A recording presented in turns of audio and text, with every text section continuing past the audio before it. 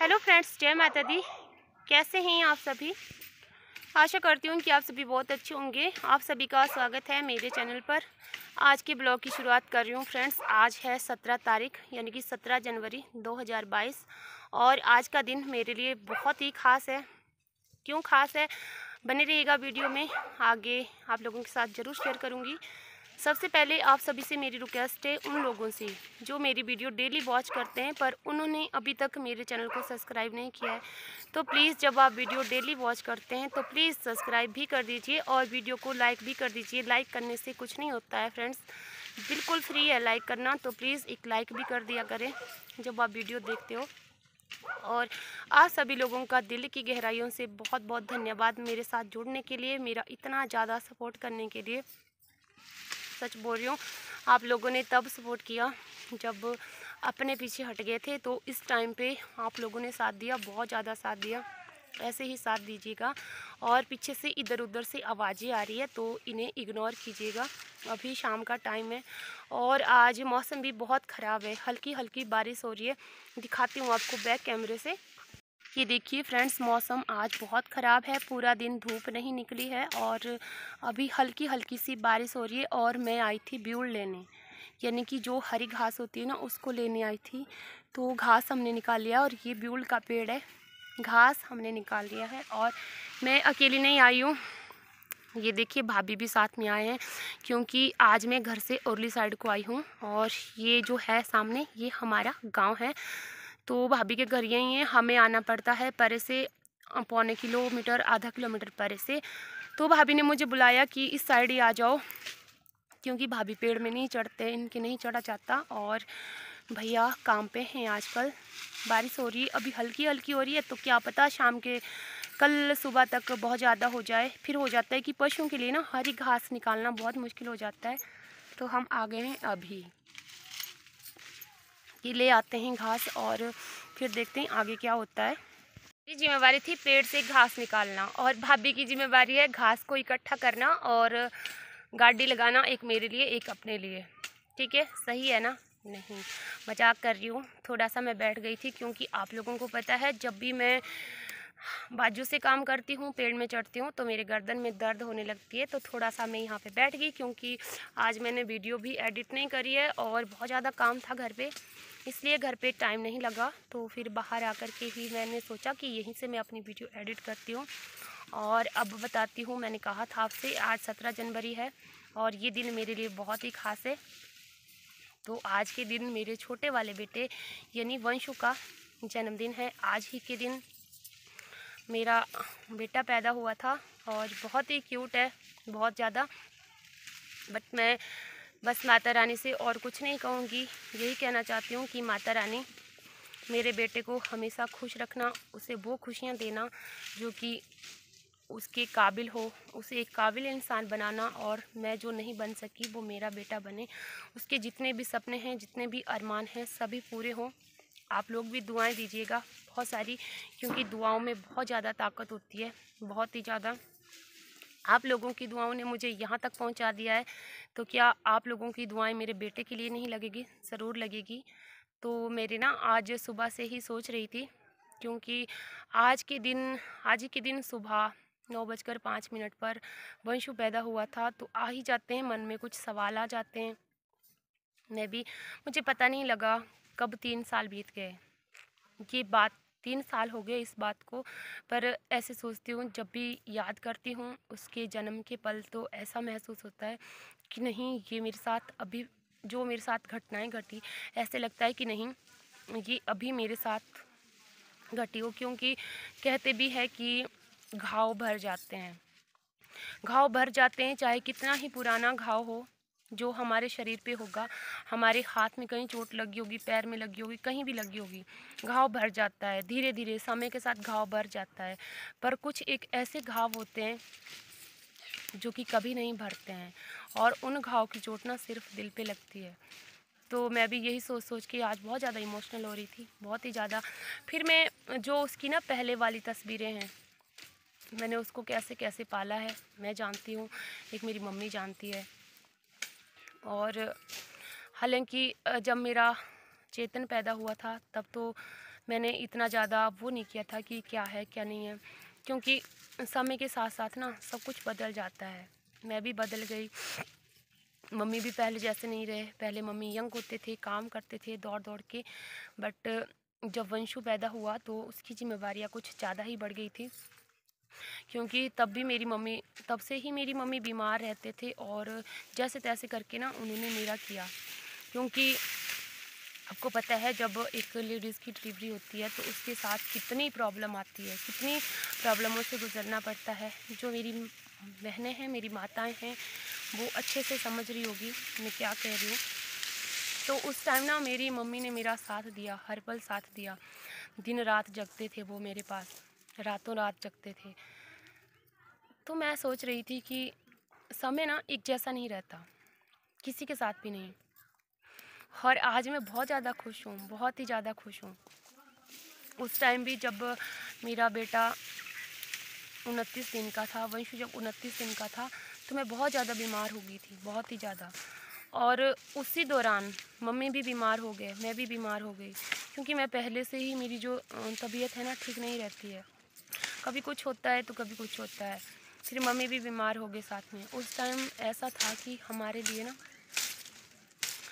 कोई खाना बनाने वाला भी नहीं था। और मेरा जो बेटा है उसने जैसे तैसे करके मुझे मीठे चावल खिलाए थे, और वो मीठे चावल खा करके मैंने 3-4 दिन गुजारा किया था। मुझे याद है, मुझे बहुत तेज़ बुखार था। कोई ऐसे नहीं, मुझे ऐसे लगता था कि नहीं, मैं नहीं बच पाऊँगी, नहीं बच पाऊँगी। पर शायद माता रानी का साथ था मेरे साथ में। उन्होंने मुझे संभाला, बहुत ज़्यादा संभाला, और मुझे कुछ नहीं हुआ, मम्मी को भी कुछ नहीं हुआ। फिर मैं पता क्या सोचती थी, मेरी तबीयत सही हो गई, फिर मम्मी बीमार रहे। फिर मैं सोचने लगी कि पता नहीं मम्मी को क्या हो जाएगा और मेरा वंशु ना बहुत छोटा रह जाएगा। क्या पता ये अपनी नानी को नानी भी बोल पाएगा कि नहीं बोल पाएगा। बस यही सोच सोच के ना मैं परेशान होती थी। मम्मी भी यही कहते थे कि क्या पता कृष्णा, मैं शायद अब नहीं बच पाऊँगी, और इतना सा हो गया। उस टाइम 1 महीने का हो गया था। फिर मम्मी कहते थे 1 महीने का हो गया, इतने तक मैंने संभाल लिया, अब बेटा तू आगे खुद देख लेना। फिर मैं पता क्या दुआ करती थी माता रानी से, भगवान जी से। अपने लिए नहीं करती थी, अपनी माँ के लिए करती थी। क्या बोलती थी कि हे भगवान जी, मेरी मम्मी को ना प्लीज़, मेरी मम्मी को उनकी सेहत बख्श दो भगवान जी, क्योंकि मुझे कुछ नहीं था पता कैसे पालते हैं बच्चे। मेरा जो चेतन है वो भी मम्मी ने ही पाला है। तो धीरे धीरे फिर मम्मी भी ठीक हो गए, सब कुछ ठीक हो गया। आज फिर जब देखती हूँ ना मैं, तो आज मेरा जो वंशु है ना मुझे भूल जाता है, चेतन को भूल जाता है, पर अपनी जो नानी है ना उसका पीछा नहीं छोड़ता, फटाफट से पीछे पीछे पीछे पीछे लगा रहता है। नानी नानी नानी जहाँ भी जाओ खान खा के रखता है। और अब मम्मी बोलते हैं ना कि देख कितना बड़ा हो गया, आज मुझे नानी बोलता है। तो ऐसे कुछ लम्हे होते हैं जब वो हमारे ना जहन में घूमते हैं, हमें याद आते हैं। तो उनको याद करके ना कुछ खुशियाँ मिलती है, कुछ गम मिलते हैं। पर चलो अब तो बड़ा हो गया है। फिर आज सुबह ही मैं उसकी ना जो तस्वीरें हैं छोटे से लेकर के जब तक वो चलने लायक नहीं हुआ, उनको देख रही थी। देख देख के ना मुझे बहुत खुशी भी हो रही थी। और आज सुबह की तस्वीर थी, आज सुबह मैं उठी, जल्दी उठ गई थी क्योंकि मुझे घास लाना था, मौसम ख़राब था। तो वंशु ना पीछे पीछे पीछे पीछे पीछे चलता रहा और वहाँ तक पहुँच गया जहाँ पे मुझे घास काटनी थी। फिर मैंने घास काटी और उसने क्या किया, मेरी दराटी ली और बोलता है मैं भी काटूँगा मम्मी घास। रुको, भैया भी काटता है, आप भी काटते हो, मैं भी काटूँगा। तो बस एकदम से ना मन को ऐसे छू गई वो बात कि देखो अब ये इतना बड़ा हो गया। कभी इतना सा था कि बोल भी नहीं पाता था। खैर, आगे की तस्वीरें मैंने उसके बचपन की आप लोगों के साथ में शेयर की है। आप देखिएगा और बहुत सारा आशीर्वाद दीजिएगा, दुआओं में याद रखिएगा। तो चलिए दिखाती हूँ मैं आपको वो तस्वीरें जो कि मेरे छोटे से वंशु की है, और किस हालत में मैंने उसको साथ में रखा, अपनी पीठ पे बांध करके मैंने हल भी चलाया है। मुझे याद है जब वो 5-6 महीने का था ना, फसल लगाने का टाइम हुआ, तो वो नहीं रहता था किसी के पास भी नहीं। तो मैं क्या करती थी, उसको पीठ में बांधती थी, हल भी चलाती थी और उसको भी साथ में रखती थी। तो ऐसे ऐसे पाला है। अब मैं सोच रही थी कि नहीं यार, अब तो साथ चलता है, बड़ा हो गया है, तो प्लीज़ देखिएगा आप भी और बताइएगा मुझे कि कैसी लगी आपको।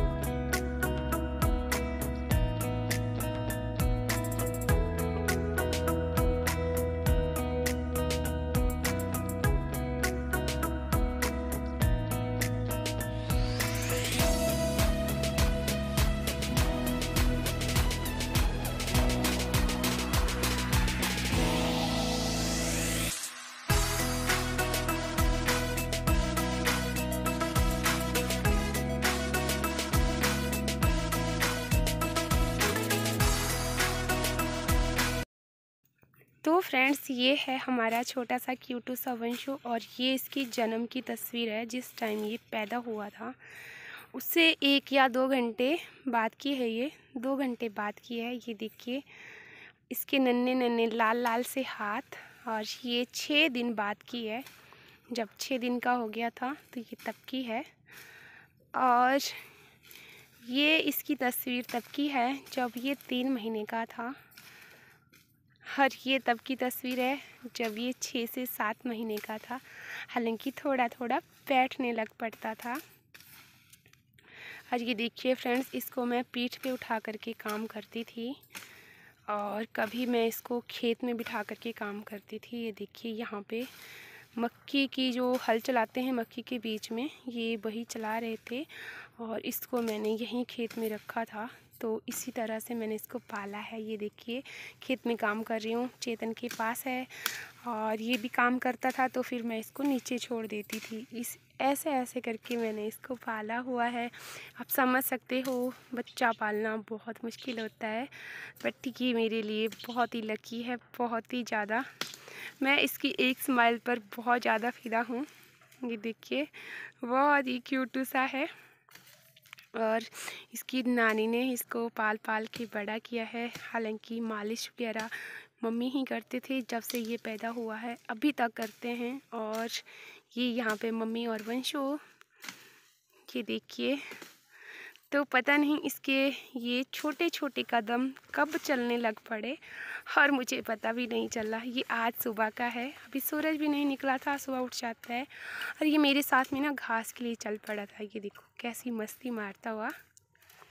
तो बस माता रानी से, भगवान जी से यही दुआ करती हूँ कि मुझे कुछ मिले ना मिले, बट मेरे बच्चों को सारी खुशियाँ मिले। ये देखिए क्या बात, मेरी नकल करता है हर एक बात में। मुझे बहुत अच्छा लगता है, एक सुकून सा फील होता है। मैं चाहे कितना भी सैड हूँ, जब भी मैं अपने बच्चों के पास जाती हूँ ना, तो एक अलग सी मुस्कुराहट अपने चेहरे पे आती है। हैप्पी बर्थडे वंशु एक बार फिर से। और बताइएगा कैसा लगा आज का वीडियो आपको।